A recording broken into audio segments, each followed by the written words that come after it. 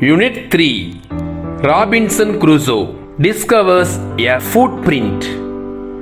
Robinson Crusoe's ship had been destroyed by the sea. He had been alone for many years and longed for company. One day, he discovers a footprint on the sand. Let's find out what he did then. One day, when I was going towards my boat, I was surprised to see the footprint of a man on the sand. I stood amazed. I listened. I looked around me. I could neither hear nor see anything. I went up higher to look down. I went up the shore and down the shore. But it was no good. I could find no other footprint but that one. I went to it again to see if there were any more footprints and to tell if it had been my imagination.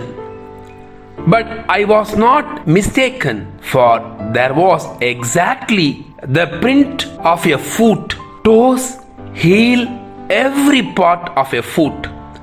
I could not imagine how it came there. I stayed a long time thinking, but became more and more confused. At last, I returned home very frightened, looking behind me after every 2 or 3 steps, mistaking every bush and tree to be a man. When I came to my cave, which I called my castle, I ran inside it as if I was being chased. I do not remember whether I used the ladder or went in by the hole in the rock, which I called the door. I ran for cover faster than any animal could run. I did not sleep that night. The more I thought about what I had seen, the more afraid I became. I thought it could be one of the savages of the mainland who had wandered out to the sea in a small boat.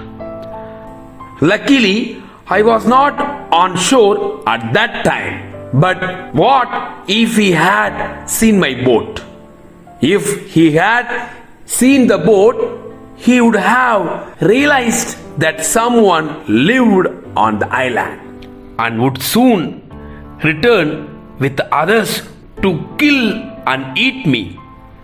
And so I lay fearful for many days and prayed for protection. In doing so, I was much comforted and began going out to investigate. But even now, as I went forward, I looked behind me frequently because I was still very frightened. However, as I went about for 2 or 3 days and saw nothing, I became a little bolder. I decided to go down to the shore again and examine the footprint once more. I decided to measure it with my own foot mark.